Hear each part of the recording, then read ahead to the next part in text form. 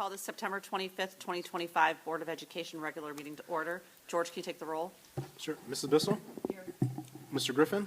He is out of town. Mr. Micko? Here. Ms. Stachek? Here. Mrs. Hausum? Here. If 4 present, we have a quorum. Thank you. We could all rise for the Pledge of Allegiance. To the flag of the United States of America and to the republic for which it stands, one nation, under God, indivisible, with liberty and justice for all.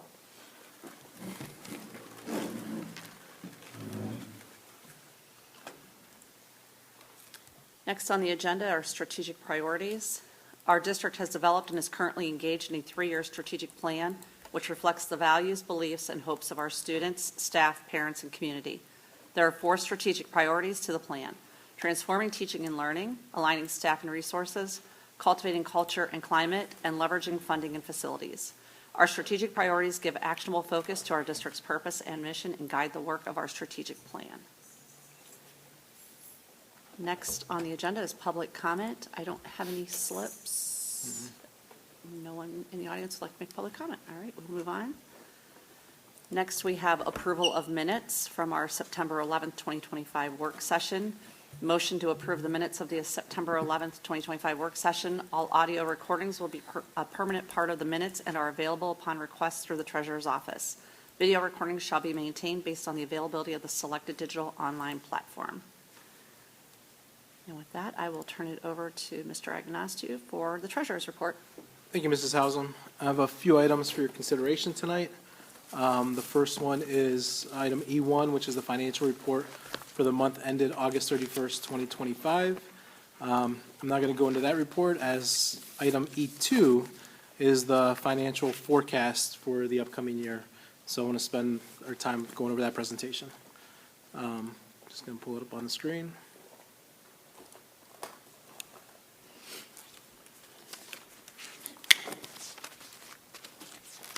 So this is the fiscal year 26 annual budget and 5-year forecast presentation. If you recall from our June meeting, and what we've done annually is at our June meeting, we will set a temporary appropriation for the upcoming fiscal year. We have until September 30th to adopt our annual appropriation. And at that time, I've always done a budget 5-year forecast with that. With House Bill 96, which is the state's 2-year biennium budget that was approved by the governor, or adopted by the governor July 1. There were some changes with the 5-year forecast. In the past, it had to be approved by and submitted to the Ohio Department of Education Workforce by the end of November, and then again in May. With the legislative changes that they've made, the new dates are August and February, but with this being the transition year, the fall submission has to be submitted by August 15th. So this is the submission this will be our fall 5-year forecast that we will submit, and it is tied to our appropriations, which is kind of what the state legislature was looking for in August. As in the August forecast, they were looking to also submit to the Budget Commission and your appropriation measure as well together. So kind of going into the presentation, estimated resources, or total estimated resources for fiscal year 26, all funds is $192,800,910. What that is made up of is the various several funds. We have multiple funds. We have our main operating fund, which is our general fund. That is the one we use to operate. We had an unencumbered beginning balance of $46.1 million. Our estimated revenues for the year is $83.1, with total estimated resources of $130 million within the general fund. And then we have our various special revenue funds. The first half of them are student activity funds and our local grants. So the 018 is the principal's fundraising accounts. So in total, there's 263 estimated resources for the 018s of all the schools. Our local grants is about 103,000, and then our 200 and 300 series accounts. Those are our student activity accounts. The 200s are the student managed, while the 300s are the district managed. And within those 2 and 300 funds are several student activity accounts, mostly at the high school and also at the middle school, but majority of them are high school based. 400 accounts are the state grants, while the 500 series are the federal grants that we receive. And then moving on, we have our debt service fund, which pays down our debt for our middle school bond project that we currently have outstanding.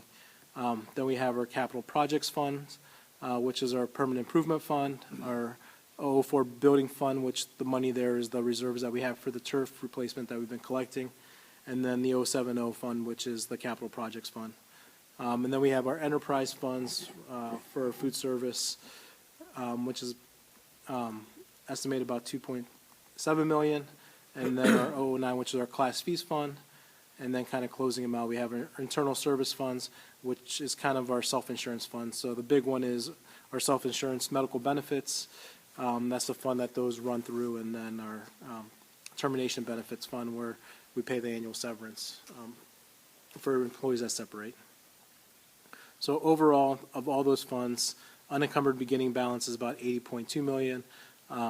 Estimated revenues is $112 million, and total estimated resources is about $193 million. Again, main operating fund is the general fund, and can't transfer to the general fund out of these funds. So there's specific purposes and restrictions with each of these funds. So that was the resource side. Now the appropriation side, our total appropriation for the fiscal year is $125 million.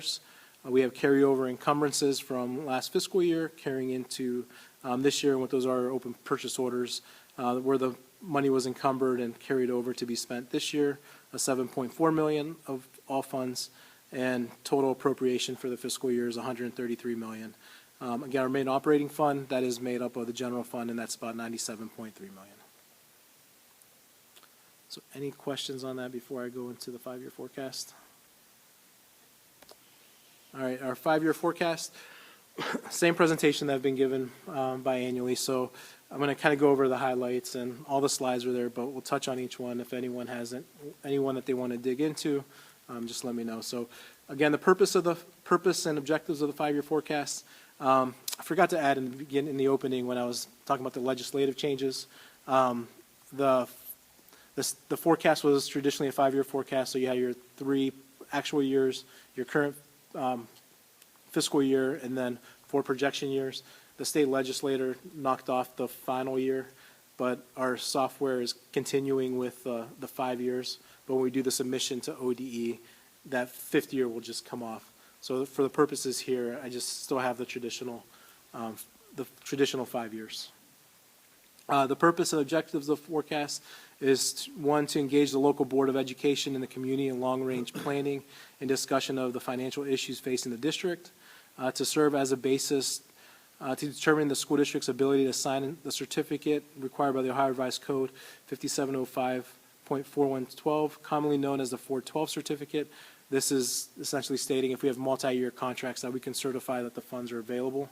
And then 3, to provide a method for the Department of Education and Workforce and the Auditor of State's Office to identify schools with potential financial problems. And then the forecast methodology is, this forecast is prepared based upon historical trends and current factors. This information is then extrapolated into estimates for subsequent years.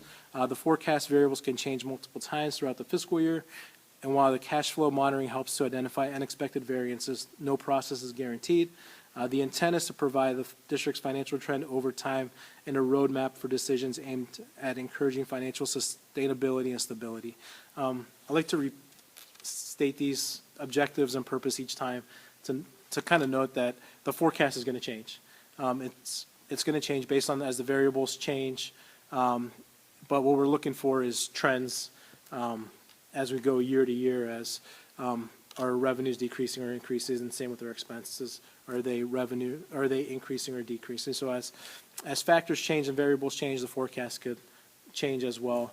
But it's prepared with the best estimates and knowledge as what we have now. As for example, for the expenditure side, I'm going through each employee, looking at their current salary, where they're going to be each year, and making a just estimate on the benefits, how the healthcare, how that's going to increase every year as well, and as our expenses as well. So kind of just highlighting that as the variables change, that the forecast can change as well, for the good and for the bad.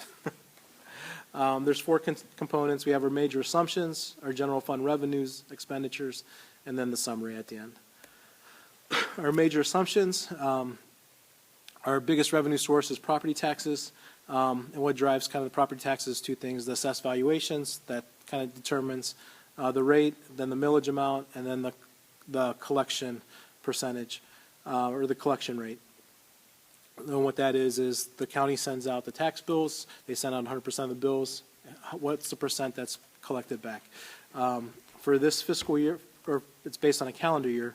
So calendar year 2025 just ended, and we've seen a decrease in collection rate. So the gross collection rate decreased to 97.08 in calendar year 2025 to compared to calendar year 2024 of 99.88%. So it decreased about 2.8% from last calendar year to this calendar year.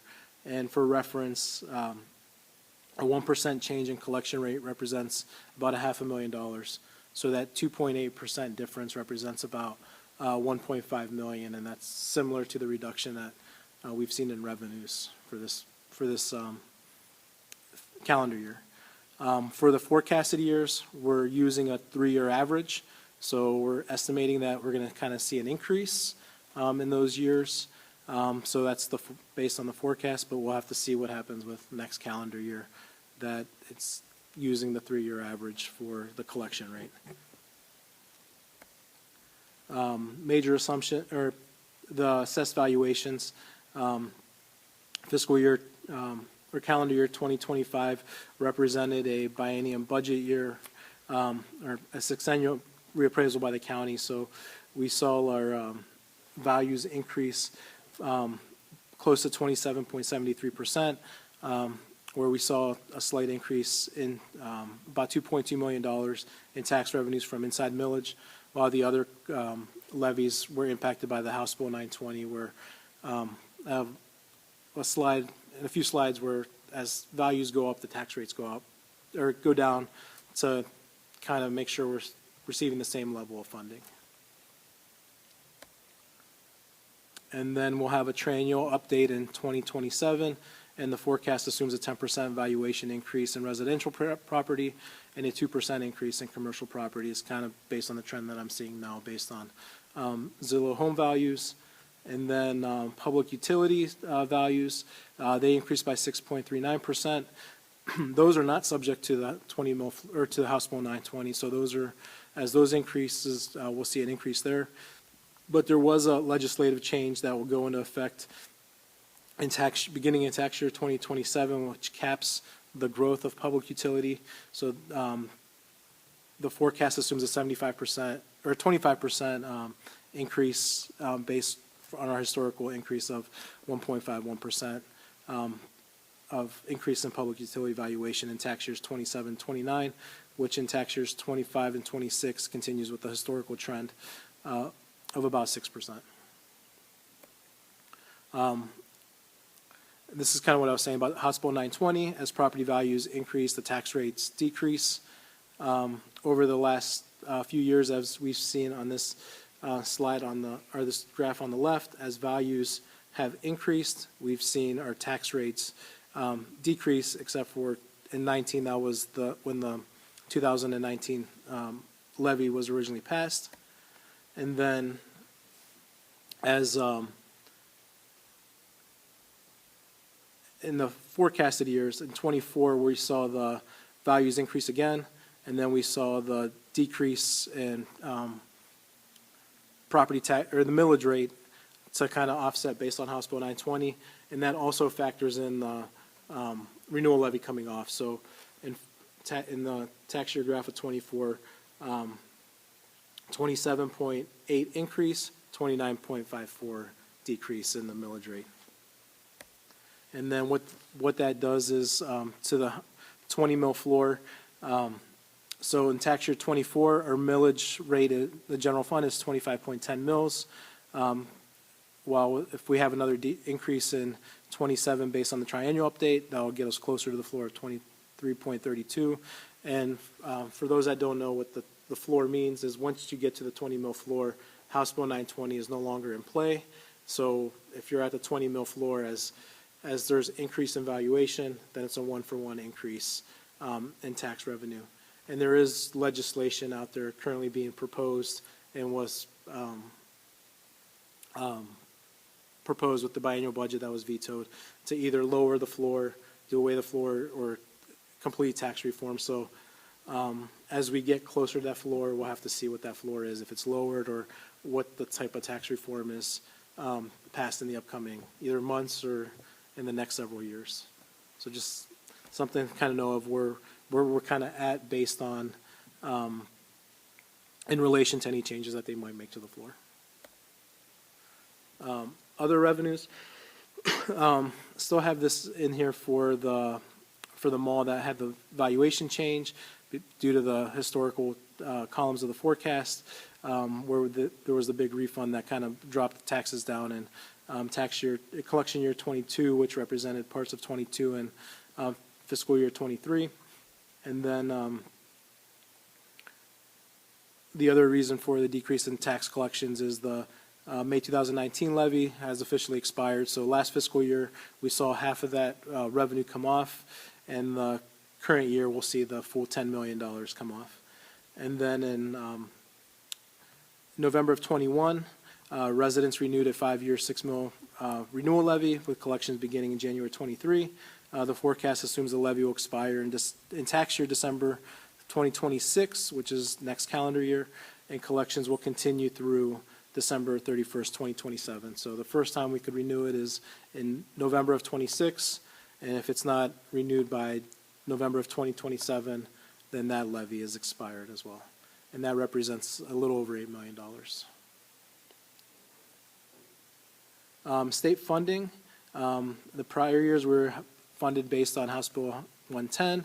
The current fiscal year, next fiscal year, we're funded based on House Bill 95, which is a continuation of the fair funding formula. The state legislature continued the phase-in of the fair funding formula, and they left the guarantee alone with the districts as well. So we're still considered a guaranteed district for fiscal year 26 and beyond. Part of the state funding formula, we have our restricted aid, which started a few years ago with Governor DeWine.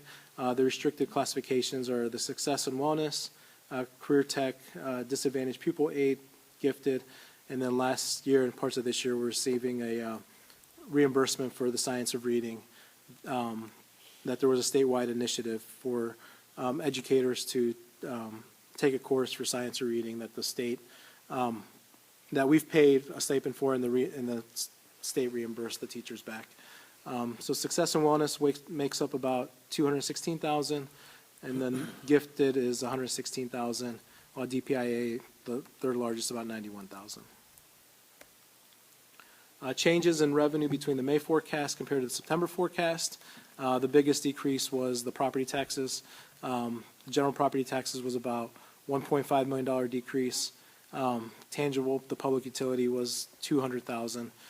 There was a delinquency there, and then for the property taxes, the decrease in collection rate that brought that down. And then the state aid, there were increases in the outer years based on the changes to the implementation of the fair funding formula, the continuation.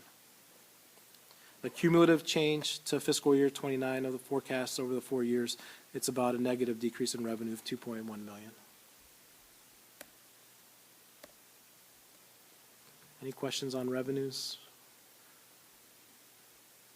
All right, moving on to expenditures. Last school year in the general fund, we had budgeted 776 positions. This year and moving forward, we have 764, so we're down 12. Part of that, we had a reduction of the way we budgeted was of the full-time substitute positions from 18 to 11, and the reason for that was we were never able to fill them through the whole year, so we had budget savings. So we kind of based on budget less, with the intent that they could be open over the year, and they'll continue to staff what they can for those, so. And then last fiscal year, we had the increase of the 51 positions based on the ESSER funds expiring and those positions moving on to the general fund. And then healthcare, for fiscal year '26, we had our premiums increased by 1.5%, which is really, really well. And for the forecasted fiscal years of '27 through '29, the projected annual increase is 6%, which is based on our 5-year historical average, and which is also below the industry standard as well. Purchase services, we're seeing an increase in '26 of $1.3 million, which was due to a combination of budget savings added back from fiscal year '25, additional special education placements, and increases in utility costs and risk property insurance. Materials and supplies increased about $266,000 from fiscal year '25 to '26. Textbooks is our largest expenditure within the materials and supplies category, and the annual cost of textbooks vary from year to year based on our textbooks adoptions. And changes from expenditures from the May forecast to the September forecast, the biggest changes were personnel and employee benefits. Personnel changes for this year increased about $700,000, while in '27 to '29, the average increase was about $500,000. And the benefits, also, you're seeing a decrease. And for both of those categories, that was due to the implementation of the OPSI contract that was ratified in June 30th, where we had the one-time payment this year plus the increases. And then the purchase services increases due to a combination of additional special education placements and increases in utility costs. And then material supplies increased by $96,000 due to increased needs within building and grounds budget centers. So the collective changes in expenditures had a negative impact to the life of the forecast of $2.7 million. So kind of touched on general fund revenues for fiscal year '26 represent $83 million.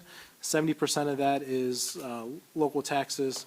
State sources make up 20%, and all other revenues, such as our TIF revenue, which is about $3.2 million, interest income, which is about $2.2 million, make up other revenue. And this slide is just kind of the different categories, more broken out. Local taxes, as you can see, from '24 to '25, there was a decrease, and then '25 to '26, there was a decrease, and that's from the expiration of the renewal levy. Our estimated property taxes for this year is about $54 million, and it kind of steadies off, or it's kind of steady from within the projected forecasted years. And the orange is the renewal levy. So in 2028, that would be the first year it would come off. We would see a half-year reduction, and then 2029 and 2030 would be the following years.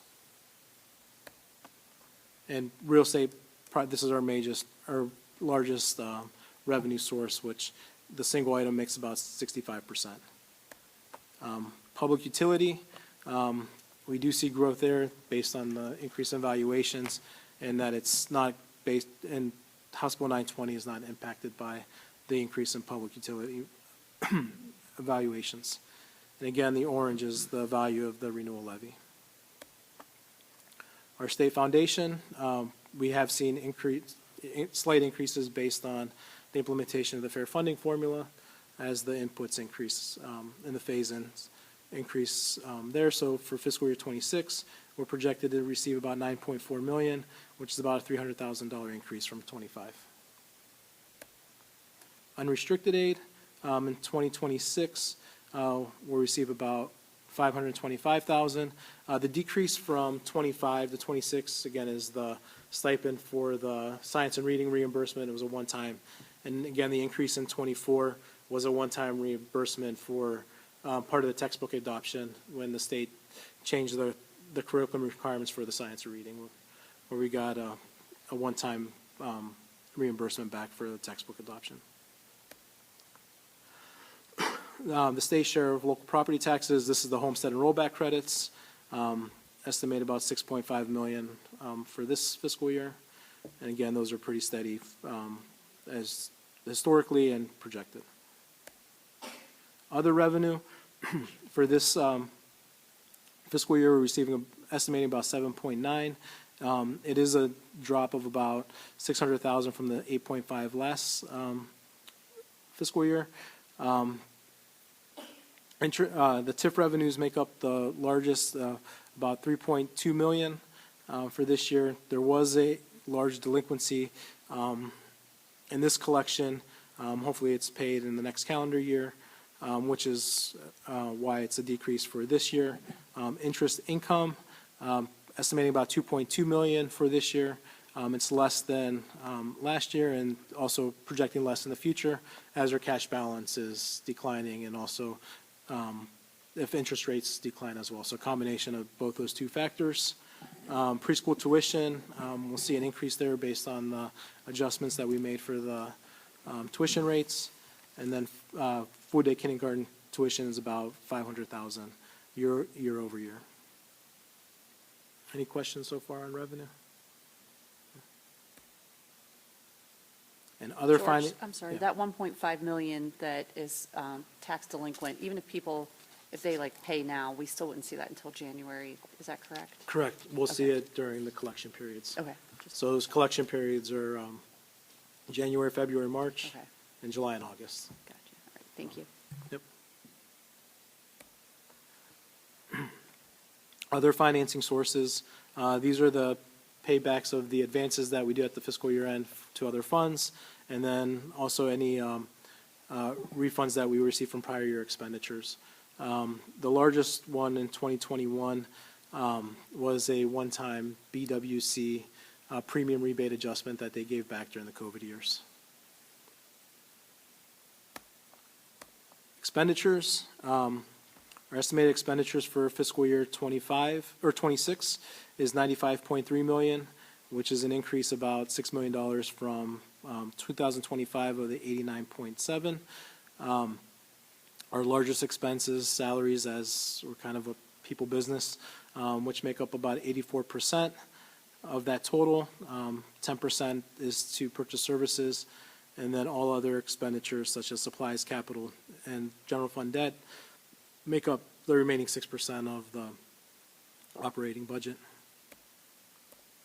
This slide has it's hard to see, it has the individual line items, but as you see in the blue and the orange, the blue is the personnel, the orange is the employee benefits, and the green is the purchase services, which make up the largest amount of our annual budget. Salaries projected to increase based on our negotiated agreements, and that's been the trend, as you can see, year over year, that salaries have increased. Benefits, same projection, the year over year increase, it's continuing the same trend. This year, we're about 24.1 million in employee benefits, which was about $1.1 million increase from last year, and the increase in the future years is based on the 6% increase in healthcare premium projections, and as the STRS and STRS are tied to a percentage of payroll, as payroll increases, those will increase as well. Purchase services increase from 25 to 26 was due to budget savings and carryover purchase orders coming into this fiscal year, and then the increases in the out years are based on projected increases in utilities, kind of factor in a 7% increase in utilities, and also the district's liability and risk insurance as well is paid out of that fund. And the other increase too from 24 to 25 is the mobile units are paid out of this expenditure line as well, and the mobile units make up about 300,000 of the total. Materials and supplies, they represent about 2.86% of the total operating fund. For fiscal year 26, it's about 2.7 million. Last year was about 2.5, so a $500,000 or a $200,000 increase, which is primarily due to some budget savings that is back to the budgeted amount. The increase in 2024 was based on the big textbook adoption, and if you're looking at the budget for 26, the textbooks for this year, which is the largest item, were about $466,000. Next year, it'll be about $592, and then in 29, it'll increase back to the normal amount. And this is working with the curriculum department on their adoption timeline, which is the fluctuations year over year. Bus fuel, about $350,000, and then the building cleaning and supplies about $382,000. Capital outlay, this represents a small portion of the general fund budget. Majority of this is to replacement of textbooks and technology infrastructure in Dave's budget. The increases in 24 and 25, there were increases in Dave's budget for the desktops, computer refresh, and some infrastructure changes, and all the phones were changed as well, which is why the decrease in 26 due to some one-time expenditures in those past 2 fiscal years. And then general fund debt, we have the one small debt within the general fund, and it was from the repaying back of the preschool. That was a general fund debt obligation. We had another debt that expired in 2024 that was fully paid off from those old House Bill 264 energy conservation notes back that they did several years ago, that the last payment was in 2024. Other objects, they make up a small portion of the budget. These are mainly county auditor fees, audit fees, and one of the bus insurances are out of this line as well. And then lastly, the last component, other financing sources. These are the transfers and advances for fiscal year 26. We're projecting transfers of about $1 million, and the categories, the biggest one is the termination benefits fund, is the severance payment of the $500,000, the filter fund of $52,000, the transfer to athletics about $235,000, and food service budgeted $100,000. We haven't had to transfer in the past couple of years because we had the build up within the fund due to the COVID years, but that's kind of dwindling down in that fund as well. So overall, how does this come together? Last fiscal year, which was 2025, we had spent more. The orange graph is the expenditures, while the blue graph is the revenues. The orange graph, as you can see, last year and all the years is higher than the revenue graph. So our expenditures are exceeding our revenues, meaning that we are spending more than what we're bringing in and spending down the cash balance. And as that trend continues, kind of go to the 5-year forecast summary. So looking in the 25 column, last school year we spent $3.2 million more. This year, as the full year of the renewal levy comes off, we'll bring in $83.1 million in revenues. Expenditures are $95.3, meaning our expenditures are about $12.2 million more than our revenues. We'll have an ending cash balance of $35.9 million. Estimated encumbrances at the end of the year. So an unencumbered balance of 33.9. That 33.9 represents about 35.57% of cash to expenditures. And if you remember during the state budget, that was one of the big things where the legislature was looking at a 30% cap and then a 40% cap, which ultimately got vetoed by the governor. But this would bring us within the 35%. But as expenditures continue to increase and revenues remain flat, looking into 2027, which is next school year, our expenditures increase to 97.6. Bless you. Our expenditures exceed revenues by 13.6 million, so that's spending down the cash balance. We would end that fiscal year with about 20.3 million, which would be about close to 21% of expenditures to cash. So at that point, we would fall below the 90-day threshold within our cash reserve policy. And then looking at fiscal year '28, this is the year that, and I'll show it on a later slide, this third year out is the year that ODE starts looking at fiscal status, fiscal watch, fiscal caution. This is also the first year that the renewal levy would come off if it's not renewed. So it's shown at the top coming off. So revenues, as you see here, decreased by $4 million. Expenditures increased. So at that point, we would be spending $20 million more. We would have an ending cash balance of $2.5 million with encumbrances of $2 million. So we would close the year with about $500,000. If the renewal was renewed, then we would have about 4.7, and we would have about 5% of cash to expenditures. And then just think of how our cash flow. As I said, our revenue points would be January, February, March, and then July and August. I think we would be struggling in those low months for cash flow.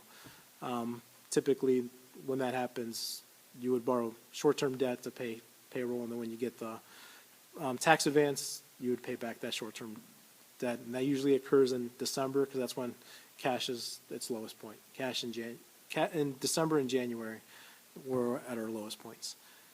And then, if nothing happens, we would, which by law we can't end up in this situation, but if nothing for illustration purpose, if nothing happens, then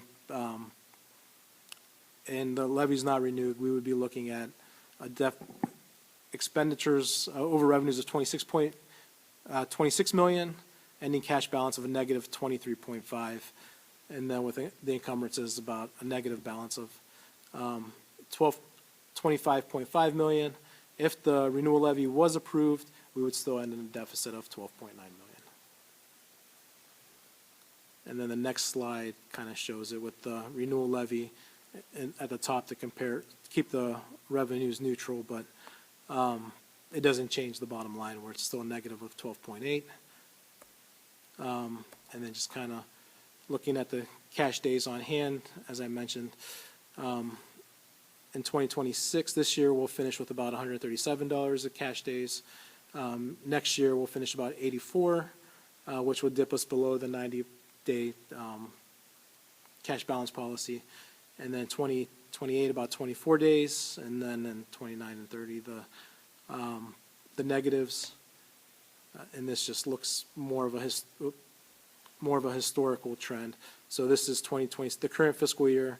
These are the previous fiscal year. So 2022 we had the increase.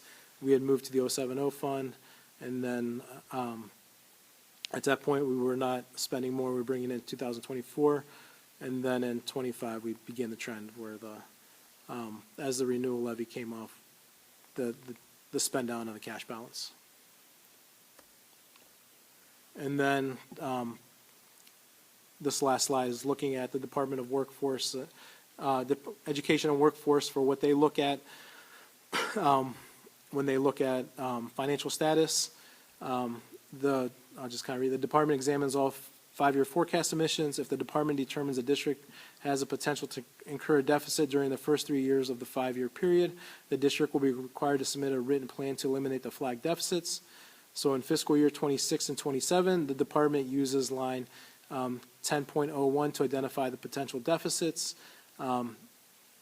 So for us, lines 10.01, they would still be positive for fiscal year 26 and 27. These are the first two columns of the forecasted years. And then with the third year, the 2028 fiscal year, they used line 12.01, which is basically the 10.01, where we would have $500,000, and then they assume that the renewal levy would pass, and then they would look at this column for any fiscal status. Since for us it's still positive, I don't expect to receive anything from the department. They may based on this balance, but they should only be looking at the bottom line. So depending on what they decide to look at, But a year from now, if we don't do anything, this time next year when we file, this column here, 29, would be that third year, and we would receive some sort of letter. For sure, we would receive something from ODE, as that line would be a cash deficit. So any questions on that? It's a lot right now.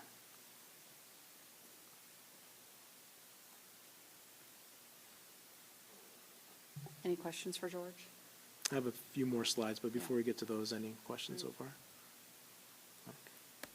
And then the last board meeting, we kind of talked about levy options for operating and bond and timing. So I kind of, based off that conversation, just kind of wanted to do some modeling.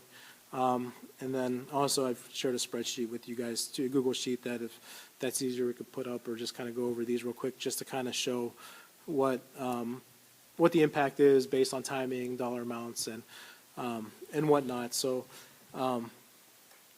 levy modeling, if we were to go on the ballot in either, say May of 26 or November 26, whether it's May or November of 26, that whole calendar year, doesn't make it, and when we receive the dollars doesn't make a difference, because whether it's passed in May or if a levy's passed in May or November, the collection of a levy would begin in January of the following year. So, for example, for this illustration purpose, I used $10 million, which was kind of the value of the 2019 renewal levy, just to kind of get the conversation started. So if a levy was if a $10 million levy was approved in calendar year 2026, we would receive half of that in fiscal year 2027. The reason for the half in a fiscal year is due to the overlapping fiscal years with calendar years. So it would be based on a calendar year. So half in fiscal year 27, and then the full amounts in 28 and beyond. What that would do was, from fiscal year 29, where we had a deficit, now we would have a positive. In fiscal year 30, we would also have a positive as well. 30, if you just play it out, the 31, that's when we would kind of go into a deficit. But by going in May and assuming a dollar figure close to this, it would be positive for those years that were negative. Now looking in, waiting till November or calendar year 2027, if it was approved in calendar year 2027, the first collection would be in calendar year 2028, which would be half a year for fiscal year 28. It would solve fiscal year 29, but fiscal year 30 would result in a $7.7 million cash deficit.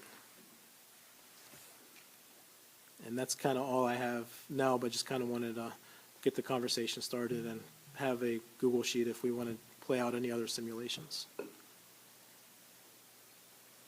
You're using the $10 million, and you're saying that's the value of the 2019 money that expired. So Yeah, it was about 9.9 million. Yeah. So I just kind of, Okay. I didn't want to throw a number out there, so I Right. kind of just, not to say it's a recommendation, but just at least get the modeling started to kind of show the board, the community, the impact of what that would represent and the difference between 26 and 27. And just for clarity, this levy modeling is assuming that the renewal occurs. Correct. And Yeah. that, I think, is a very important detail, is for us to be able to balance our budget into 2030, it's not just, one $10 million levy. It's coming up with a plan that includes the revenue from the existing 5-year renewable levy. And so one of the things we'll have to grapple with as a board is how do we position that? Because I think it would be difficult to try to have a successful renewal levy and on the same ballot or close to the same ballot, an additional levy. The devil's in the details, and we'll have to deal with it.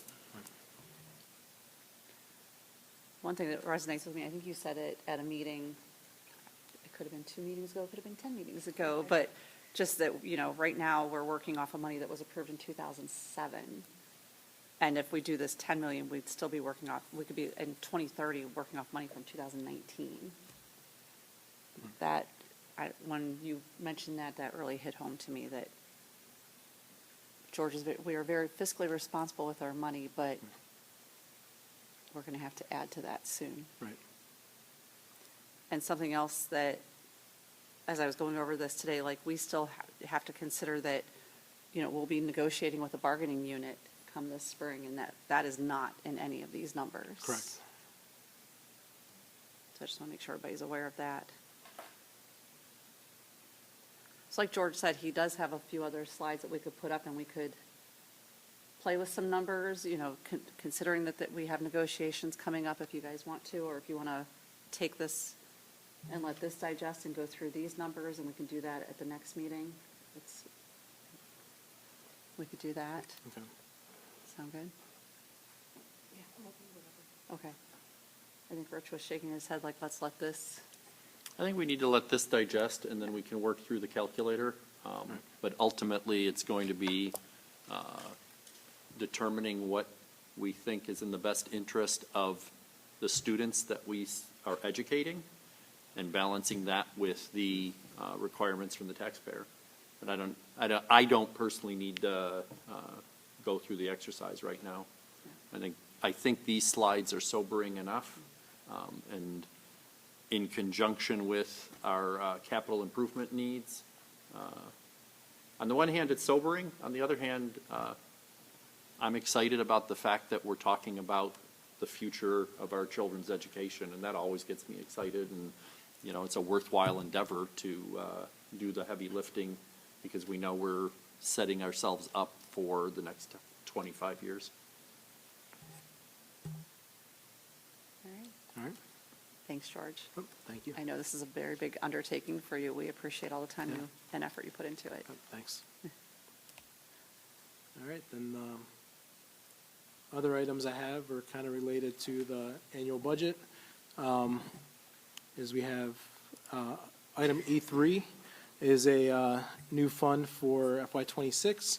This is an 018 fund, similar to what I kind of mentioned during the appropriations, the principal's 018 budget, but having one for the administrative building, particularly for our wellness team initiatives, where they're kind of doing a district-wide fundraiser, and to use those dollars to provide a scholarship for someone going into the wellness field at the end of the year, based on, and the scholarship will be determined based on the dollars that we're able to raise. Item E4 is the student activity program budgets and purpose and goals for fiscal year 26 be approved by the exhibit. The first exhibit lists all of the student activity accounts. We had approved this originally in June going into the budget. If there were any changes between now and then, since June to now, they're listed in the proposed 25 category with a variance column. The ones that did change, we had an 014, which was the facility usage for the stadium rental. That was actually approved at the August meeting to kind of use those funds to fix the Catania scoreboard. In 018, there was the $1,000 increase for the SAO public school support. And the last one was for high school athletics, an increase of $22,300. The primary increases were some items were missed during the transition between athletic directors during the budgeting process. The increases were for dance uniforms for the dance team, entry fees for the dance team, and increased in rentals for the gymnastics, which make up the increases there.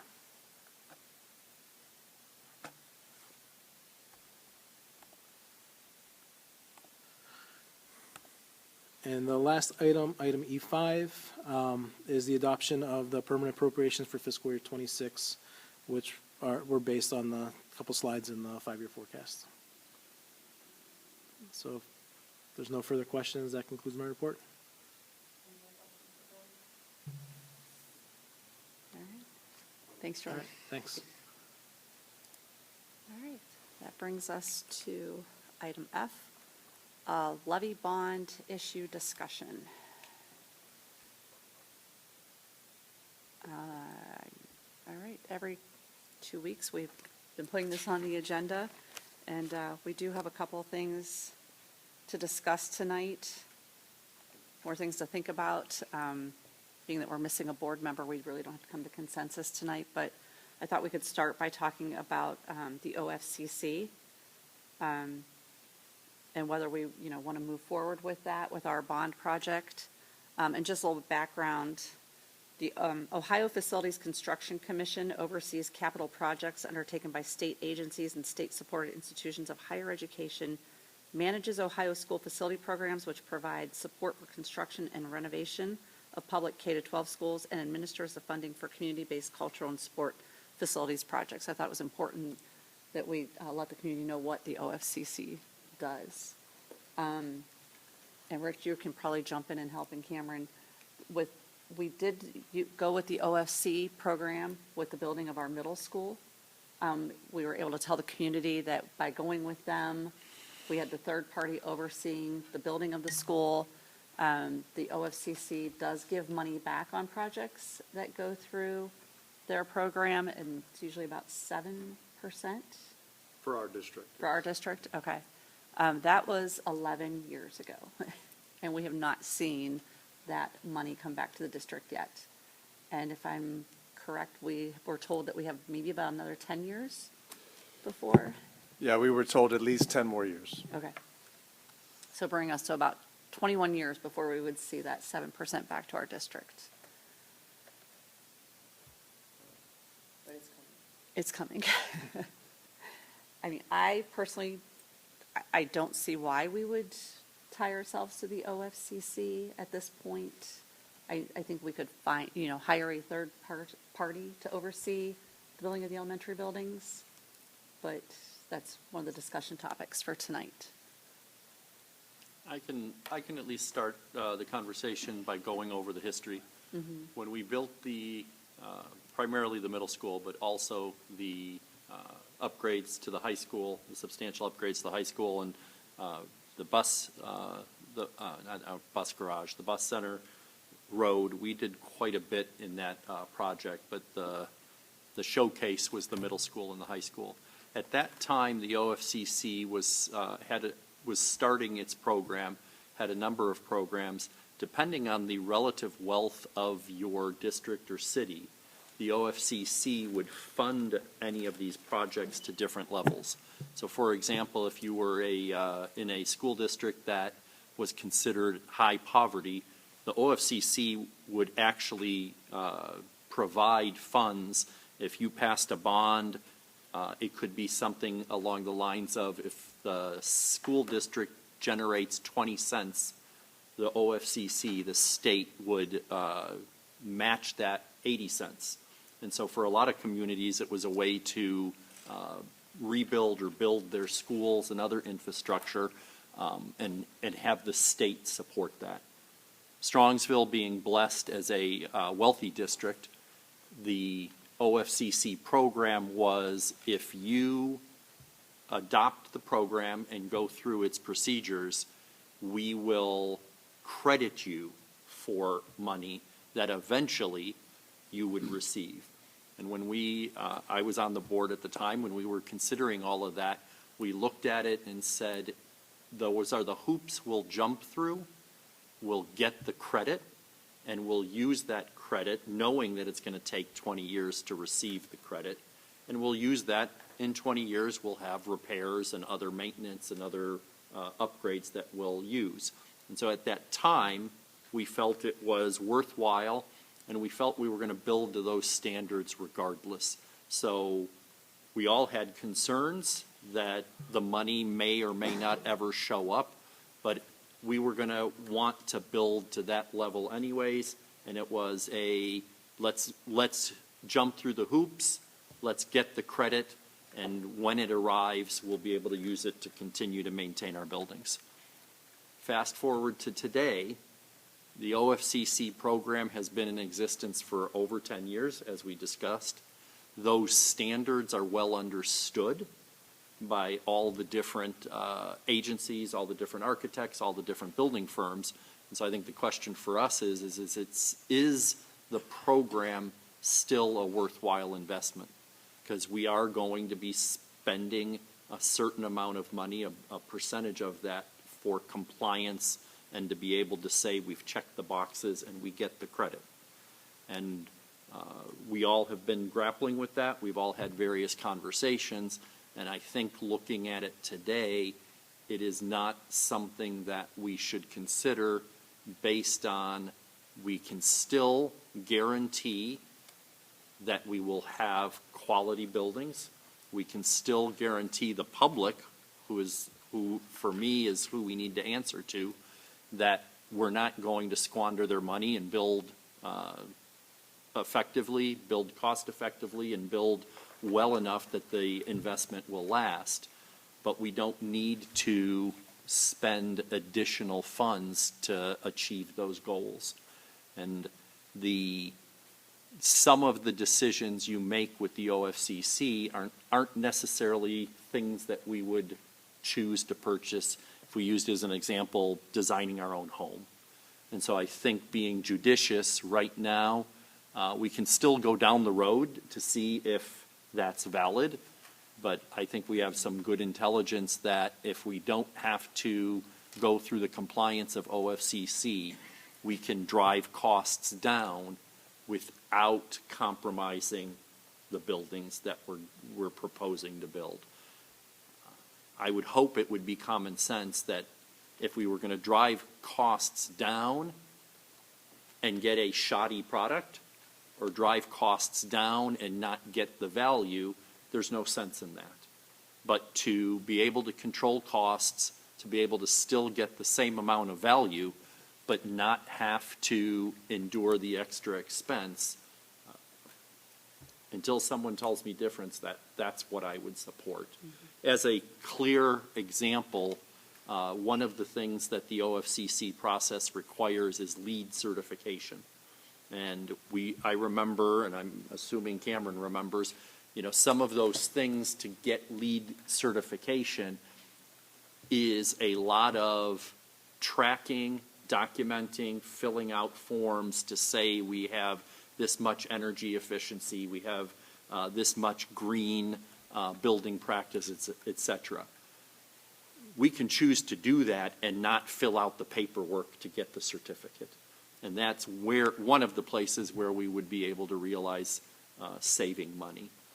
So I think at this point in time, we can continue to explore it, but as long as it remains an additional expense without an additional benefit,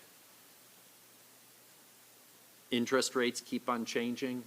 All of the economic factors that 10 years ago it made sense, why not do it anyways?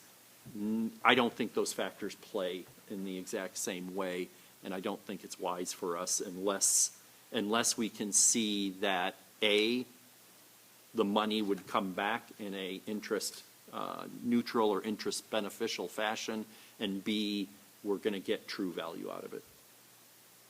That's my 3 cents, because I think I spoke long. I just have a clarifying question. Let's hypothetically use the 10 years for sake of conversation, that we might see that money from the middle school project in 10 years. If we do this project under OFCC, do we also get that money in 10 years, or are we back in line again and it's going to be another 20? So, It'd be at that time. So what it is you're, there's an equity list, and that's kind of how they describe it. So you're ranked from 1 to 609 based whatever number of school districts. So 1 is the poorest district, while the last one's the wealthiest district. So they started at 1, and they're kind of halfway done. And I believe it started like in 1999. Prior to coming here, I was at Cleveland Schools, and I know they're part of it, and they started construction in around 2000, 2001. So it's when your number is called. So right now, what we did in 2013 or 2012 was called ELP. It's called you kind of do it early before your number's called. And then when your number's called, you're technically on the CFAP program. So at that time, when your number is called, that's when they'll pay whatever percentage, whatever your percentage rate is. For us, it's 7%. So we would have, of the total construction costs, we would have to raise 93%, and then they would pay the additional 7% at that time. So what we're waiting for, that 10 years, is essentially when we think our number will be called. So at that time, we can go on the CFAP, but if all of our master plan has been done at that point, whatever out projects we have done, they would just either cut us a check at that time that we could use for other construction needs or repairs, or use it to pay off a portion of the debt. So it wouldn't wait another 10 years. You would just get all your credits at the time your number is called for CFAP. Well, that's positive potentially, I guess. One thing just to add to what Rich said, we have had conversations with builders, contractors who work in this industry who have said, I don't want anybody to think that we're going to build cheap buildings if we don't go with OFCC. But they have said that we could probably save that 7% upfront by, building to different specs. Well, that's what I was wondering. Is there any way to tell from like the middle school project how much extra we spent jumping through said hoops versus what we're going to get back? Do we have a way of? I think that would come from the architects. Okay, so we don't have that number now. Okay. I think the prevailing thought in 2025 is the OFCC standards have been out for so many years. Architectural firms and construction firms tend to have niche spaces where they build schools.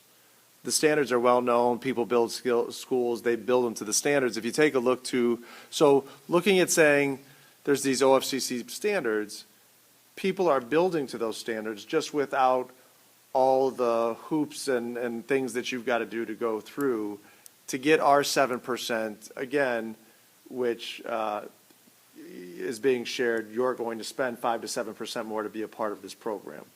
And when we've asked people as a part of the OFCC, the feedback, and it's a good dialogue, the feedback we've gotten from them was, hey, well, we understand the LEED is going to cost you more money. The LEED, environmental program is going to cost you more money.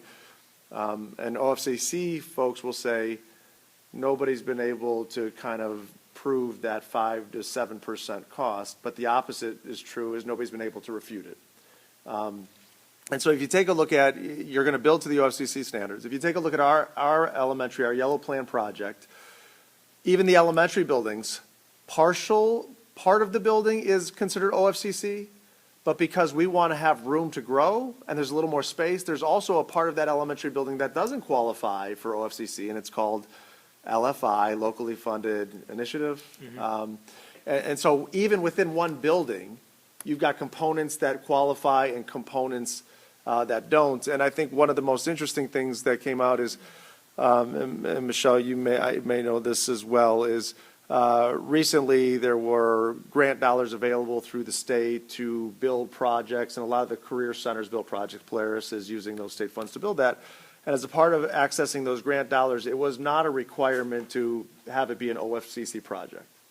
So one, you can use that as an argument to say, if the state is saying this is the standard everybody has to follow, then if you're giving grant dollars to do building projects, intuitively you would say, you got to be OFCC. They're not. It's an option, right?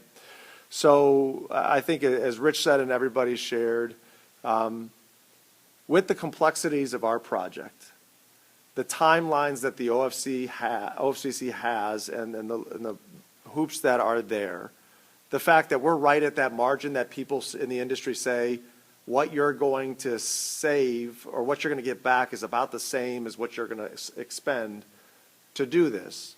And to take a look at building quality buildings and the redundancies you have in a project of, you have an architectural firm that's responsible for building quality buildings and their reputation, and it's not a large group of architects, right? It's a small network that everybody uses.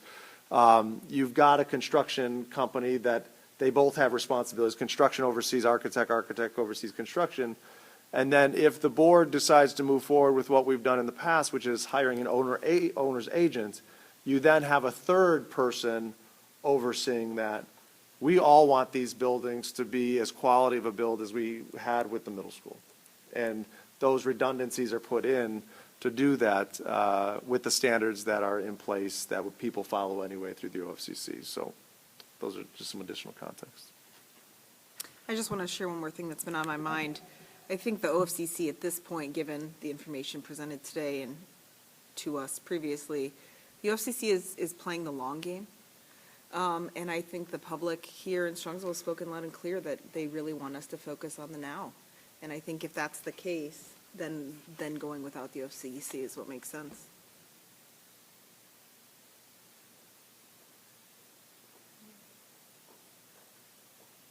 All right. So we'll continue to validate our assumptions, and then we'll make a decision.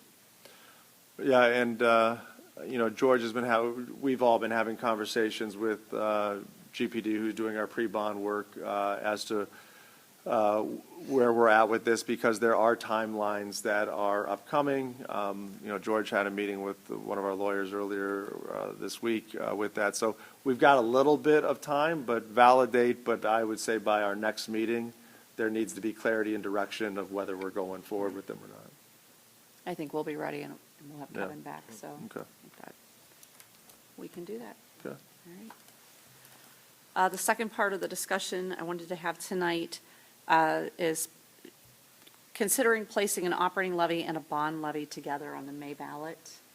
I myself have been making a list of pros and cons, doing one versus, two. Running one campaign instead of two, it reduces that voter fatigue, creates stability for us as a district, making sure that we have the acceptable buildings to educate our young learners, and making sure that we can, pay the payroll for the people inside those buildings. But on the other hand, doing them together, we run the risk of the voter shock when they see that price tag. And confusion of doing two different levies at the same time, operating versus bond. Let me see here. The messaging, like I said, is more complex with two different levies. And it reduces our flexibility if one need is more urgent than the other. Those were just some of my thoughts when I was, putting pen to paper. Wanted to see what you guys were thinking about doing one versus two on the May ballot. It's been such an uphill battle to try to get one the last couple times that I feel like two is even more unattainable, unfortunately. While it makes sense and it is what we need to do, I don't know if we can.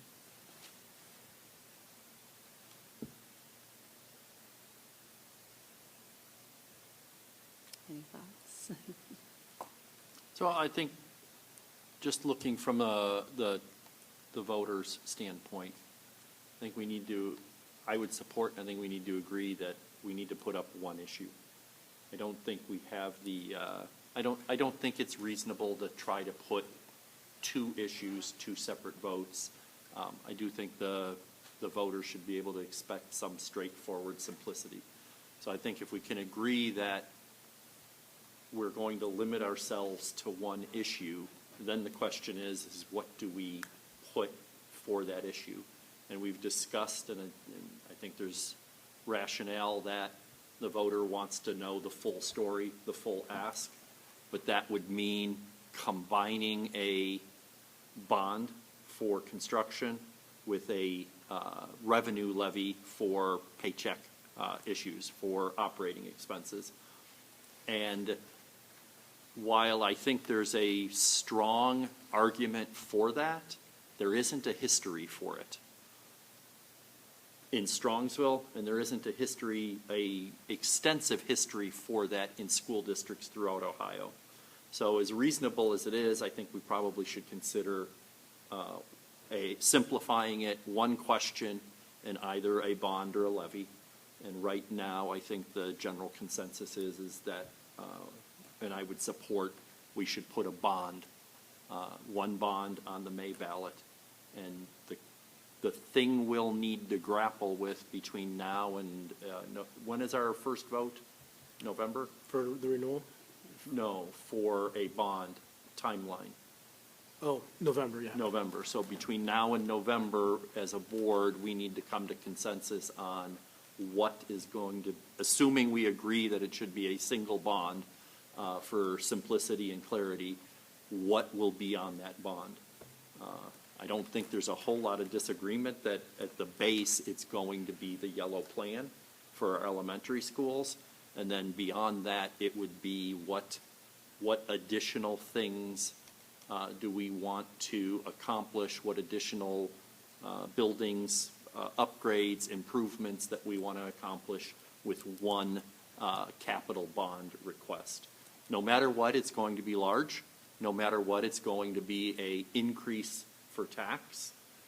But I don't think, and I would not support saying, let's do a little bit now and then come back. I think the voters have spoken clearly. They want simplicity and straightforward conversation. So I think it's incumbent on us as a board and an administrative team to determine what that ask is, and then explain why it is. And so I think balance is reasonable. I don't subscribe to the idea that we should have the schools and the buildings, and we should turf every piece of grass that we have, and we should have a performing arts center that's twice as large as the high school. I don't subscribe to that end of it, and I also don't subscribe to all we should do is elementary schools and nothing else. Education is more than just going into the classroom. It is the elementary schools, we're building gyms, we're building other activity centers. So I think we can be reasonable and understandable with our community that in addition to the elementary schools, there's some reasonable upgrades that are important. I wasn't going to say necessary, but I pulled that back, that are important for educating our students the way we want to for the next 20 years. And so that would be something for performing arts, for music, something, a reasonable amount for athletics, because all of that is important for the full, what is Mrs. Pelko's word? Model Mustang. I've said enough. And I don't want anybody to think that one is more important than the other. You know, they are both very important to the district and making sure that we can continue, down the road that we're on. But I agree. I think, if we tackle the bond project and come out successful with that, then we'll have the voters' support. That's what I keep coming back to, excuse me, is the voters. I mean, they've been abundantly clear that they believe we have enough for operating expenses at the moment. And they also know that we have mobile units at all of our buildings. They know that there are structural issues in this building, and it's the reason we can't turn it back into an elementary school. So I think if we're going to heed what the voters have been telling us to the best of our abilities, we have to go with one, and we have to go with the one that I think we can make the argument is the most pressing need. Despite the fact that all the things are true here. Would I love to put them both on? Would I love to see them both pass? Would I love to not see the shock value of, like, we're going to get the letter in 2027? Yes.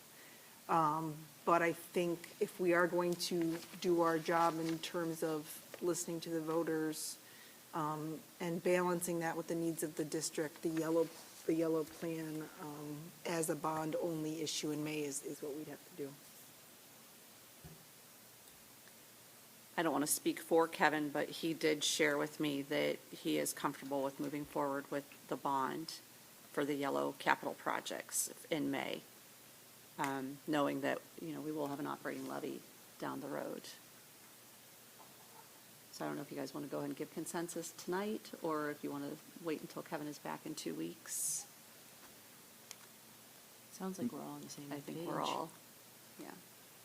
I don't think nothing's going to change in the next 2 weeks Right. that I foresee. Maybe the number is going to change, right? We still have some information to gather in regards to what is the dollar amount ask, but in terms of, is the ask for a bond, I think we have all the information we're going to get. All right. Great. Any other comments or questions? Okay. Thank you, guys. Dr. Iva, I will turn it over to you. Thank you, Ms. Hausum. One item under my topic is continuing on the discussion of the baseball and softball turf field. So last time we talked about this, there were a variety of questions about, timelines as well as process and bids and all of that stuff. So George has done a lot of work on that part of it, and we've worked together in terms of kind of seeing the process through. So what we've learned throughout that research is that if we want to target having the baseball, softball fields available for the spring 27 season, we're in a good trajectory to have that happen. But the process would be that the first step would be the board would give consensus for us to start to enter into a contract to design, use an architectural firm to design and do the engineering for that space. That produces the drawings and the specifications for the project. And then once we get those specifications, we could go out and get quotes. George, you want to talk about what you found through the OSC in terms of how that process works? Yeah, once we engage with the architect, if we engage with the architect, the estimate that they had here was just GPD's budget based on what they've kind of known at that time for what it should cost. But if once we decide to move forward, they'll kind of go more in depth and design, do the architectural work and do the design build. And then at that point, they would take it out for bid based on their specifications and the drawings that they have. So they would do the bid work on our behalf. Or in place of the bid work, there are several vendors that have already made bids with the Ohio Schools Council, the OSC, so they could work with them to get quotes or do the bid work themselves. So that would be essentially the process. Is step one is to, if we want to go down this road, to engage architectural firm to do the design work, the specifications, the architecture, and then at that point, they'll do the proper bid work or quotes based on the avenue they go down. But based on GPD's rough estimate, this is kind of like the budget that they're anticipating. So if we take a look, that's there. What I'm asking for the board tonight is to give consensus to take that first step, which is to move forward with the design and engineering of the space. No matter when we do this, that's going to be a valid, result. We're going to have to do it no matter what. And, as long as we're doing it in a certain amount of time, it's still going to be good work that's done. So consensus tonight allows us to work to start to get a design contract in place. So if that's the case at the October 9th or whatever the October work session date is, we would bring back a contract with an architectural firm to do this the design and engineering work, and then that's where you would officially vote on it. Then they do all the stuff George said. We'd get quotes. We'd come back to you, and that's the time where you would officially vote to say we're going forward with this project, right? So in the comments we had last time, some of the board members shared like, hey, I think there needs to be some time to figure out the forecast that George shared tonight, to figure out what we're doing with the 070 funds. You still have time to do all of those things, but we're moving the ball forward because we're getting design work done, which keeps us on pace. Should you want to go and do the project after the bids come in, you can make that decision. So right now, the estimates and the budgets that were put out there last time are the ones that you would be considering meaning the project is estimated at roughly $3.2 million. The architectural and engineering fees were already built in at a 7% for the total project. In talking to people in this field of work, they said 7% is a very average estimate that you see. So 7% of this project is about $175,000. So just to kind of look big picture, you give consensus tonight to say, yes, work with a firm to give a proposal to design and draw out the baseball softball project. It would be around the cost of $175,000 to do that work. That would be on the October 9th agenda for you guys to consider. So, Ms. Hausum, I'll turn it back over to you for discussion on potential next steps. Any questions? I do. So between this, the field house, and the all-purpose white sports dome thing, is there a way to put it all into one thing? So not like one big expense, but is there a way to put the baseball stuff into something like this dome, not dome, but what we're talking about? So And they would play inside all the time? possibly, yeah. I don't think so. There's just so many different things that we're trying to do for different sports and different stuff. I was just wondering if there's a way that it all can come together. Because like, does one cancel out the other if we do one? That then, like, I don't know how to figure out what's the most important. That's where I'm struggling.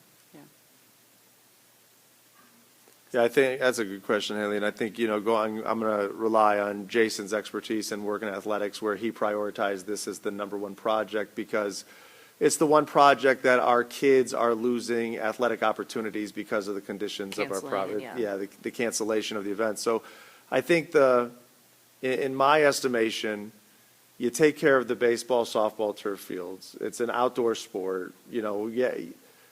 You could play baseball in the space, but it's not ideal, right? And then you also have, if you remember, the extension of the outfield in the baseball field that adds more available space for outdoor sports. The multi-sport air structure really helps provide available space for outdoor sports in the wintertime, as well as indoor sports that were challenged with space. So I support Jason's recommendation that this is the project that we need to start with. And then after that, I think that's where you start making decisions about what does this project fit in this budget after we take care of these are crucial things that we need to have moving forward for our district. And I say that in terms of just the condition of our baseball field and the drainage issues we have. Something needs to be done. So you can kind of look at this project and say, well, turf is kind of a cool thing. It's gonna help out some issues, but no matter what, something needs to be done with the baseball field. And if we're gonna do it, let's do it right and make it a more usable space for more kids and more programs, and not just sports, but marching band out there too. So that's how I've kind of put it in my head. Yeah. Okay. I just feel like that we're up to our eyeballs in different sports, complex dome things, some of ours. Right. Yeah. Right. We might have buildings that are falling apart, but we'll have the best baseball and sports fields ever. That should be the turning point for people wanting to vote for the bond. You gotta fix the schools.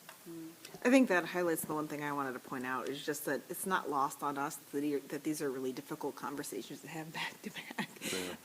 Because they seem to speak to different, do we have enough money? Do we not have enough money? Do we continue our route to be the premier? Do we start pulling back? Because we see that 2027, the letter's coming, like, it's hard.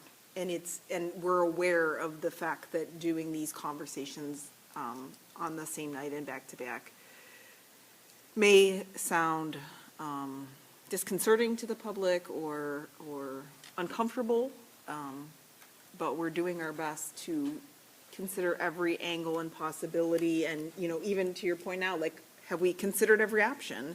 And that's what we're trying to do. The only other thing I wanted to add was, I have a student at the high school now, and I've been getting the Mr. Winkler texts that say, please have your car removed from the senior lot on Thursdays by 2:30 p.m., which is so the band can practice, right? So I have a vision of those texts going away. And our kids being, not the inconvenience of the text, that's not the problem, but our kids being in the best space for them that's completely safe. And, because when I drove by the high school that day, they were marching around cars that were still there. So I think it makes sense, as we're in this kind of limbo period, to move forward knowing we can put the brakes on. That's my opinion. Nothing lost by doing it. Right. And that's where I, like, what piqued my interest and made me say, oh, okay, this is good, when we can, you know, include all those kids. It's Yeah. not just baseball and softball. You know, it's getting the marching band off of that hot pavement in the middle of July when they're, you know, doing band camp, and giving the lacrosse players another option. I've heard that the middle school, it can get ugly there when people are fighting over the turf, you know, and so the community does show that there's a need for more practice space. So that's what intrigued me about this project. But again, it's not lost on me that the conversations that we're having tonight. They don't ever have football fields that transition into baseball fields, do they? Yeah, they have, there's a variety of options out there where, yes, they can do that. You know, you've got up in Berea where it's the Lou Rosa field in front of there, I think it was an old middle school. They've got a field that has mobile fencing that can transition in a variety of things, and colleges have different fields that can be used for multi-sports. It's just our setup doesn't, you would have major construction projects to make that happen just because of how it's positioned.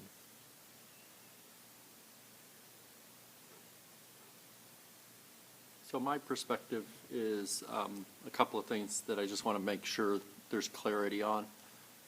One, the proposal document that we got from GPD, I want to make sure that it's clear that we're not just looking at baseball and softball, but we talked about a configuration that allows us to expand the use of it. I don't see that clearly delineated in the document. It's in there. Okay. Yeah. The other thing I would want, you know, looking at the picture, we have those old tennis courts. And we should make sure that whatever we're doing in these plans addresses the tennis courts, because I don't think we want to do all of this work and then, oh yeah, now we have to deal with these tennis courts. So if that's not part of the overall plan, I would want to assume, or I would want to add it and make sure it's part of the plan. Because for me, I expressed some heartburn at the last board meeting about the things that we're talking about, the disconnect between going forward with all of the other, what I consider larger issues that we have to deal with.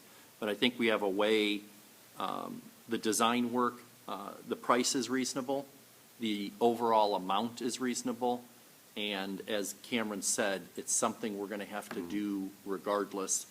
And the majority of my heartburn is timing it. And so this is a way to be able to get started with some of the work, but ultimately my support is going to be dependent on the overall support of the bond project. As Haley very succinctly pointed out, you know, the last thing we want to have is buildings that are unsustainable and trailers, et cetera. But my gosh, we got great baseball fields. I mean, that's just silly to even think that we would make those kinds of decisions. So I think this times it well, that we can get the project rolling, but ultimately, for us to move forward with this, in my opinion, it necessitates overall support of all of our building structures prior to saying, let's get this turf, whether it opens in, 26, 27, or it opens a year later, I'm open to that. The other thing I think we need to move forward on is the sponsorship program. Jason and his group did a great job saying we think we can fund a portion of this with donations and sponsorship.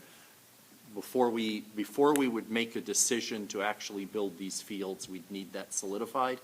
And I've expressed one of my concerns is we have the football turf That's going to be requiring, and we've already started talking with our supporters to sponsor that. I don't want to find out that we have knocked on doors, whether it's for turf or football or anything else, and secured sponsorships, and then in a short period of time, we're knocking on that same door again. Because if we knock on it a second time, those people will rightly say, I've already given, and I'm done. So I want to make sure that as a board, we're comfortable charging Cameron and his team and Jason that we need to have whatever conversations we're having for sponsorship and support and donations, it needs to be the entire package. And if there's anything else that's critical, we need to discuss it as a board now so that you have good marching orders. Do we know how, but- oh, go ahead. And, Jason said they think somewhere between 300 and 600 or whatever. I think we need to be able to set goals. And I think, I don't think for a $3.2 million project, it is unreasonable to expect that 3.2 million, 500,000 of that is the mark that we're looking to raise. Because I think it's important that we're honest and upfront about what our benchmarks are. And I've said enough. Do we know how competitive this pricing is? I know I said this last time, but I keep going back to this part. Like, is it normal for a flagpole to be $10,000 and a foul pole to only be $2,500? But a scoreboard to be $10,000? Like, are these just like very, very, These are estimates. very, very estimated? Okay. Yeah, and it depends. Like, if you take a look at the flagpole that's at the football stadium, that's an extremely expensive flagpole, where this flagpole that's sitting outside of this office is not. So it kind of depends on what you want. So that's a part of the, So we can like cater it like a la Totally. carte. We don't have to necessarily be committed to this $10,000 flagpole. yeah, this was more. 2 times for 20,000. You got it. You And got for it. perspective, the one at the football stadium, 10 years ago was $20,000. I'll stand there and hold a flag for you. Rain or shine.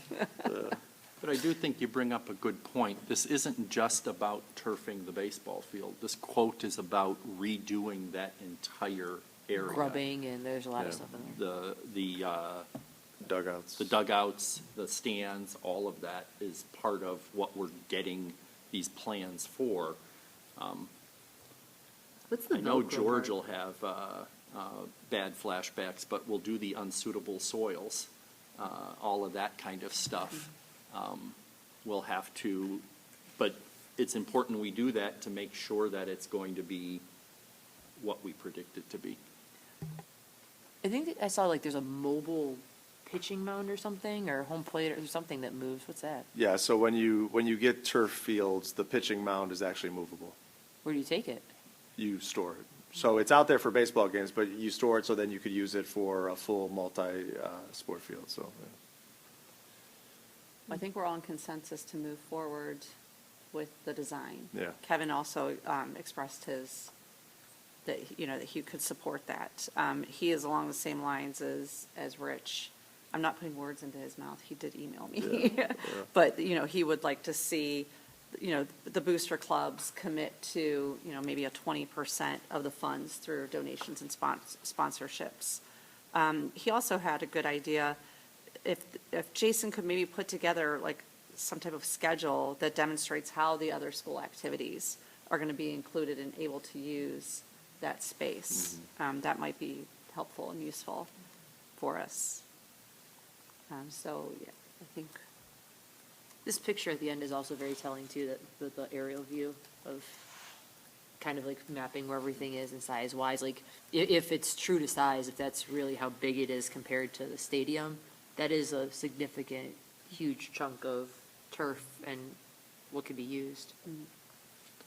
I just have a couple clarifying questions about specifically some of the points Rich brought up. First of all, as we've done, we are working on putting together the menu of options for what our donation fundraising amounts for baseball, softball. Every partner we've met with in terms of the football We've also shared it with them, so they know, so it's not going to be a surprise later. And of those we've shared it with, they are eager for us to come back. And so we're not losing that opportunity for what we've done thus far. So the only other clarifying question I have is for getting a better direction on the tennis courts. So the tennis courts there, I think we only have one or two that are still playable. The rest of them are unplayable because the cracks have gotten too big to repair. Internally, our plans were not to resurface those or redo those, but to use that as a different part. So it could, there's been ideas thrown out, it could be a pole barn kind of idea where it would be an additional storage facility out there. It could be pitching batting cages out there for the baseball. So in terms of, are you okay in what you were thinking, Rich, of us as a part of this, sharing what our ideas are, if we feel that those ideas could be facilitated by our internal maintenance team? Or are you looking for those tennis courts to be tennis courts and how much it would cost to resurface them and get them back to playing order? We have new tennis courts. Yeah. What I wanted to express is I think it would be important to avoid opening brand-new baseball, softball, multi-purpose, and we have the existing gotcha. tennis courts. Yep. So all of the things that are envisioned are great, and I would support. What I wouldn't support is the unusable tennis courts still being there. Gotcha, thank you. And if we're looking, if they're sizing wise is semi-accurate on these pictures, it's butting, we're literally Yeah. right up against it. So it behooves us to do something with them. And now would be the opportune time. Yeah, Oh, yeah, look, they are Yeah, there. they're literally touching in the Yeah. picture. Yeah, yeah. Okay, I'm good. okay. All right. Moving on to business services, the first item is an action item. Be it resolved upon my recommendation that the Board of Education approves the purchase of one 2024 Ford F-650 dump truck from Liberty Ford Brunswick at the total quoted price of $93,412, funding to be from the Permanent Improvement Fund. Where do we park that? Like, where do you have that? It's, we have our maintenance garage and our bus lot that's, they're in one of those two areas. Is it big enough to put in there? What's that? The maintenance garage is big enough for. Yeah, yeah, well, our enormous salt truck is in the maintenance garage. Yeah.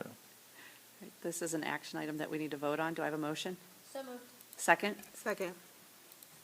Motion by Ms. Stavcek, second by Mrs. Bissell. Any other questions or comments? My only comment was Cameron is spending Steve's budget well. Steve's on medical Well, this leave. was on his list before he left. So just so everybody's aware, it's a 1996 truck that we're replacing. So we've had the current dump truck since 1996. It was a salt truck, and then in 2016, it moved to just be a dump truck when we do various projects that need to move debris or soil. And so it's lived its usable life, and it's time to replace it. We sell the other one? They put stuff up for auction every time I don't know specifically if this one has enough usability, but they typically put old vehicles up for I auction. don't want it. Yeah. Haul all of your animals around, is that what you're doing? Make money for the district here. Trying to scrap every dollar we can. Any other questions or comments? My dogs are chihuahuas, they don't Hearing They don't need a none, big dump truck. George, can you take the roll? Mrs. Hausum, or Ms. Stavcek, Yes. Mrs. Bissell, Yes. Mr. Miko, Yes. Mrs. Hausum. Yes. Motion carries. Next, we have a number of gifts that have been donated to the district, so just greatly appreciate all of these partners for their donations. We had the Friends of the Library Volunteer Group of the Strongsville branch of the Cuyahoga County Public Library donated library books valued at $23 to Kinsner. DQ Grill and Chill donated 50 Blizzard gift certificates for a value of $302.50 to the summer reading incentives at Strongsville Middle School. Marianne Bremer donated LeBlanc flute and music stand to Sarrar Elementary School. McPewen donated a trumpet valued at $185, a trombone valued at $250, and a cymbal bag valued at $65 to Strongsville Middle School. PSE Credit Union donated school supplies with a value of $300 to the district, and the donation was the result of an employee collection drive. Max Strength Fitness donated school supplies with an approximate value of $200. The donation was a result also of an employee collection drive. The Books A Million store at South Park Mall donated 7 bins of books at a value of $3,335 to be divided among the schools in the district, and this was a part of their annual in-store book drive. St. Joseph's Church Ministry of Assistance donated 17 $30 gift cards and 1 $20 Target gift card, both Target gift cards, at a total value of $530 to Whitney Elementary School to benefit students in need. The Strongsville Optimist Club donated $2,000, designating to help students in need, with $500 going to both the middle school and high school, as well as $200 to each of our 5 elementary buildings. And the following donations were received for the Sarar Elementary School's Literacy on the Lawn event that happened a few weeks ago. Raising Cane's donated 2 gift baskets and 200 goodie bags. BW3's donated a gift basket. The Cleveland Book Bank donated 200 books. And the Sarar PTA donated books as well. So once again, tremendous outpouring of support from a variety of partners, and we just want to say thank you on behalf of our kids and district. With that, I think I'm going to turn it over to Nicole this month for the curriculum report. Good evening. I have 4 items for your consideration. Our first item is approval of the Strongsville Gifted Services Plan for 2025-2026. Thanks to Lauren Scotta for all of her work on that. The remaining 3 items are the expenditure of Title I funds through an agreement with PSI Associates to service pupils at St. Ambrose, St. Mary's in Berea, and Metro Catholic School. Any questions? Great, thank you. Thanks, Nicole. We do not have any items under student services for this meeting, so Ryan's up with the HR report for the month.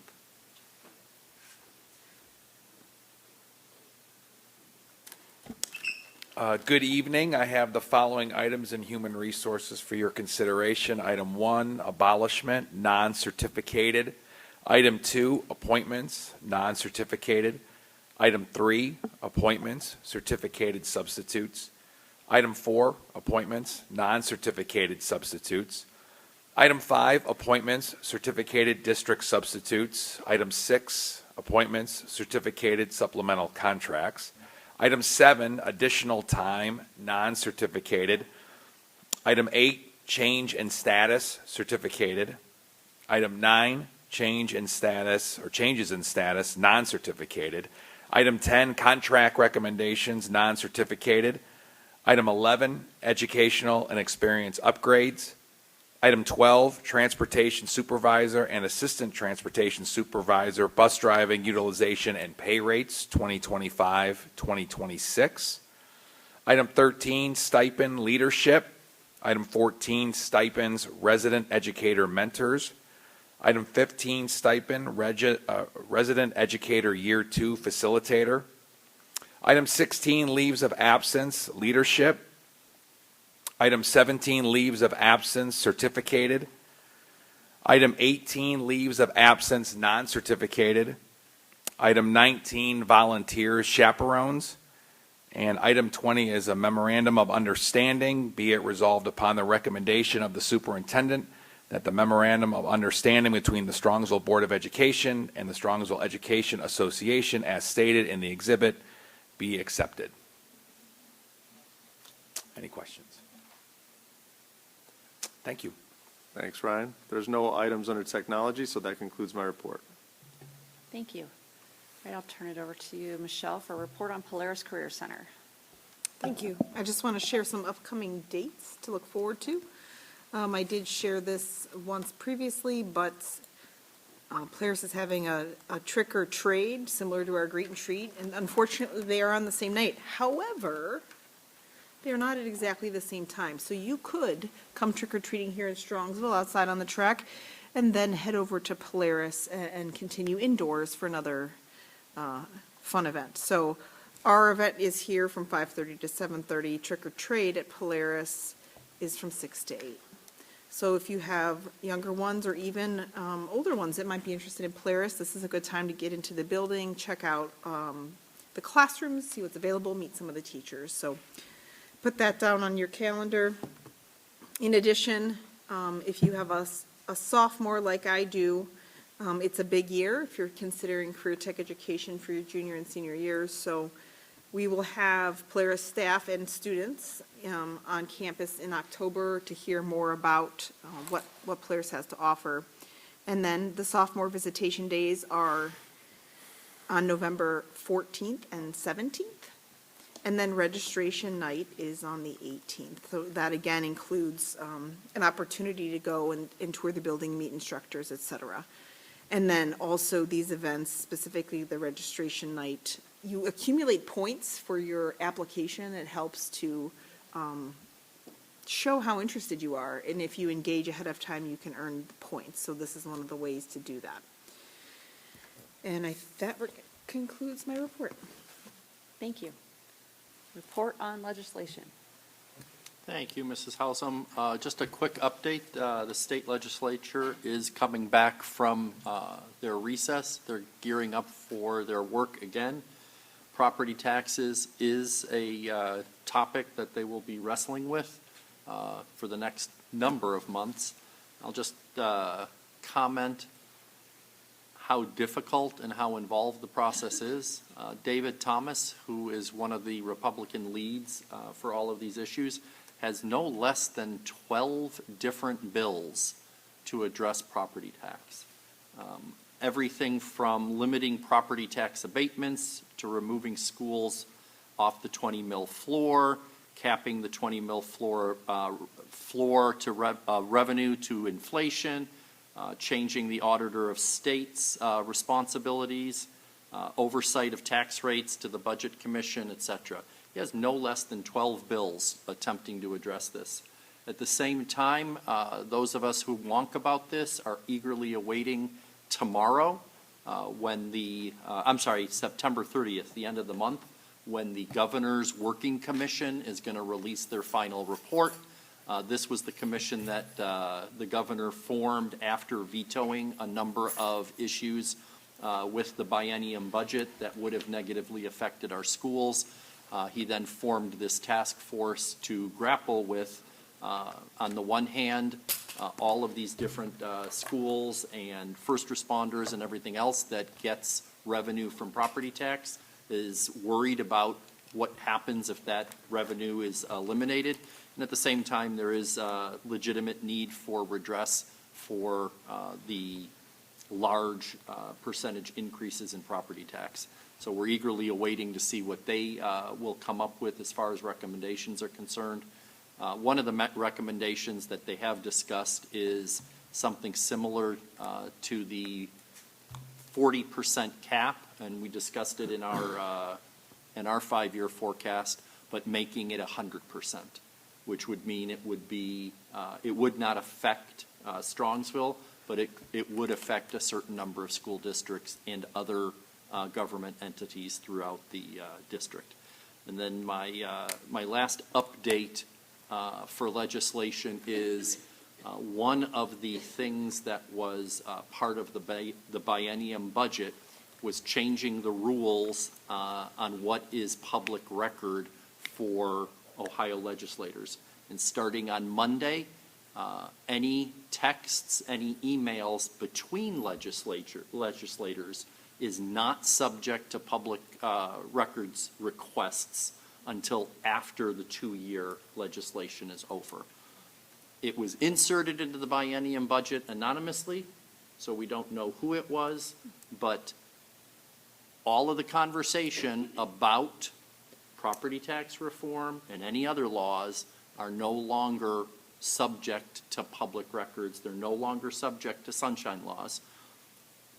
We've all, as new or old-time board members, know our responsibilities of the sunshine laws. And personally, I think it's fine that any member of the voting public can request our records and know what we're doing.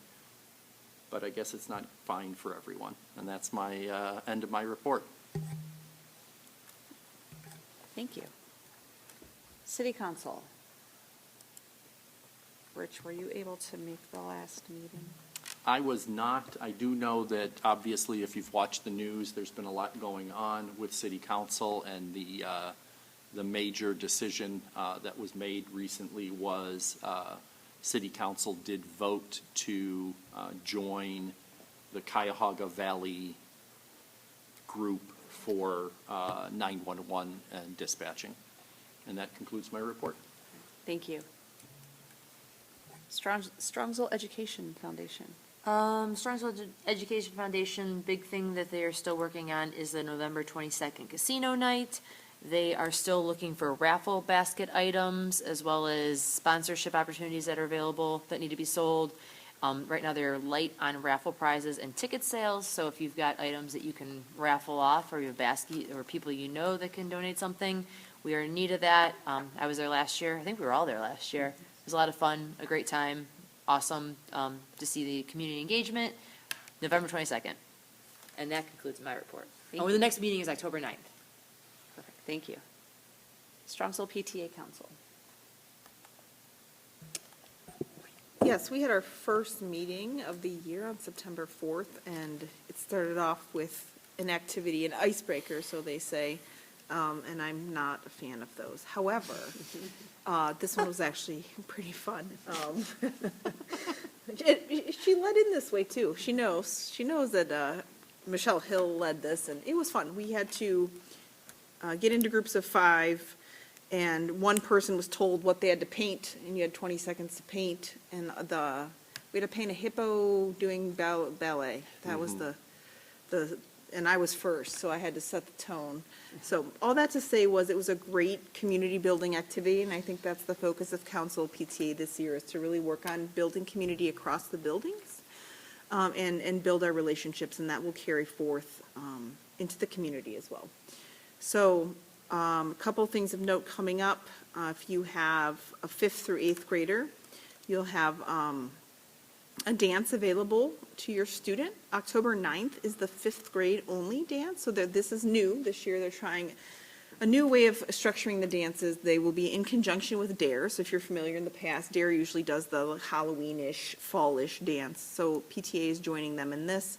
It'll be 5th grade only, 7 to 9 on October 9th. October 10th will follow with the 6th to 8th grade from 7 to 9. Those will be at the rec center, and you can check the middle school Facebook page and presumably also the newsletters from Mr. Chaloney at the middle school for tickets and information on how to volunteer. And then grants will open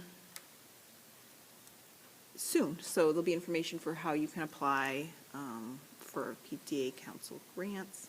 The next meeting will be delayed a week. It's usually the first Thursday, but there's no school that day, so it will be Thursday, October 9th at 9:30 right here in the admin building. That concludes my report. Thank you. Next is Southwest General Hospital. We have not had our annual meeting yet. Moving on to board committee reports. Michelle, Finance Committee. Oh, good grief. There's a meeting coming up Yep. next week, I believe. the Monday 29th night. at 6. Sorry, my microphone's not on. September 29th at 6:30. Kevin and I will be here with George and hopefully some interested community members. This is a great place to ask your questions and really dive in deep to, although we did a lot tonight, to the finances of the district. So please join us. Thank you. Policy Committee. Our next meeting is October 6th at 1 PM here. Great. Next is the Facilities Committee. We do have our next meeting November 18th at 6:30 PM. And the agenda says admin building, but I just looked at our last meeting and we're meeting at the preschool. Correct, yeah. Yeah, okay. Business Advisory Committee. Business Advisory Committee, we met on some date in September. I'll tell you. We met on September 5th, and we discussed things like what our focus is going to be for the year, establishing one-day shadowing opportunities for 10th and 11th graders, establishing a few teacher visits to different places of employment, and the next meeting is actually going to be about AI in the workplace, which is fascinating. Give me one second. Some of the things that we spoke about were innovative ways to connect our students to the workforce and raising awareness of opportunities, exposing these students to different industries. The community members said that Strongsville City Schools is doing a great job of increasing the connections between students and local businesses.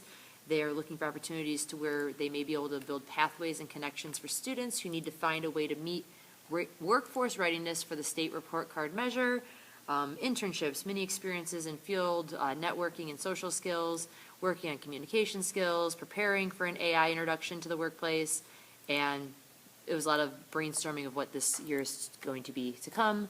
Our next meeting is November 7th here at 7:30. Thank you. And it's got snacks and juice and coffee, so you should come.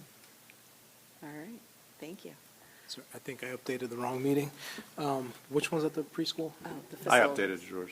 Oh, I changed the business advisory to the preschool. I was wondering that when I was typing it. Let me fix that before we go to the consent calendar. Okay. Remember when I first was on the board and I walked into the wrong meeting? What was that meeting? Remember that? I don't remember. I came here, but it was in your office, Cameron, and I sat down and loaded all my stuff. It happens.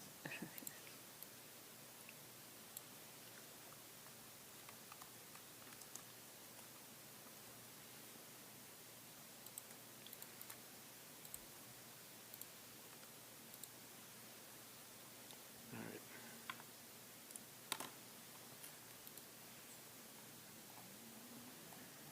Okay, I'm ready for the consent calendar. We're good? Okay. Next on the agenda is a consent calendar. Action by the Board of Education in adoption of consent calendar. At this point of the agenda means that all items appearing in this agenda denoted as type-action consent, which items constitute the consent calendar, are adopted by one single motion unless a member of the board or the superintendent requests that such items be removed from the consent calendar and voted upon separately. Does anyone have anything that needs to be removed? Hearing none, do I have a motion? So moved. Second? Second. Motion by Ms. Stavcek, second by Mrs. Bissell. George, can you take the roll? Ms. Stachek? Yes. Mrs. Bissell? Yes. Mr. Miko? Yes. Mrs. Hausum? Yes. Motion carries. I'll turn it back over to Dr. Ryba for superintendent's timely information. All right, well, we are going to share some highlights around the district. So starting off in the elementary school, I believe it was last week that it was Hello Week for our elementary school. So Start with Hello Week is a national program to help kids just build those connections, build relationships, a sense of community within the building. And they have a variety of activities and celebrations to create that sense of belonging. So as a typical elementary school week, there's a spirit day for every day. So some of the days where wear something orange to stand against bullying, wear clothing with words on it to encourage kids to use their voice and say hello, as well as wearing clothes to reflect their culture on inclusive days. So we could see some pictures of some awesome students celebrating those days, as well as our counselors creating activities to tie into the work and the messages and the themes of the Start with Hello Week.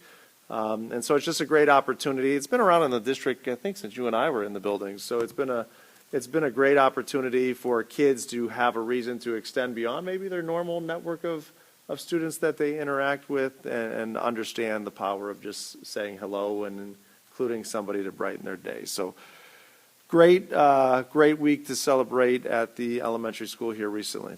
As we go to the middle school, if we take a look at the Guardians team, our students in the Guardians team were practicing their data collection skills and organization skills. And so they culminated that with who doesn't like graphing out charts with colored M&Ms, right? So each student was given a bag of M&Ms and tasked with sorting them by color to create their very own bar graphs. They were able to collect, organize the data, follow directions, and show off their new skills that they've learned in a fun end of the lesson activity. So great work by our Guardians team and teachers at the middle school. And finally, at the high school, our Mr. Joya and Mr. Mott took their AP Biology students to Parma Watershed Stewardship Center for some great hands-on ecological field work. So what they did is they split up into different groups. They teamed up with naturalists to explore the different ecosystems there. They got into the muck of it all as they were exploring the wetlands. And they performed a qualitative habitat evaluation index assessment of the West Creek. They did pond dipping in the wetlands. They looked for macroinvertebrate indicators. I had to practice this beforehand. And explored the biodiversity in the quadrants of the preserve, one where deer roam freely and one that is deer-free. So now that they've done all, I mean, that's great, right? The authentic experience, taking a look at what they are learning in class and being able to put that into application out in the field. And so now what they're doing is they are looking at their own action-based ecological research projects, digging into the scientific process, and we'll see the results of that at the end of the year when they do their presentations and displays at the annual science night in April. So a great opportunity for the kids to get out and be in nature and see what's happening from their textbooks into reality.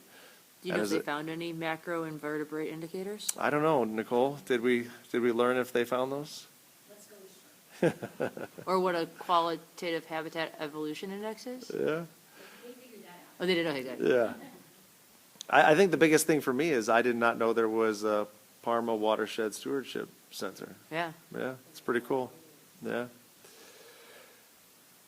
Moving on to the last slide of some timely information, as Michelle shared, our greet and treat is going to be at the high school stadium once again, Thursday, October 30th, so the day before Halloween, from 5:30 to 7 p.m.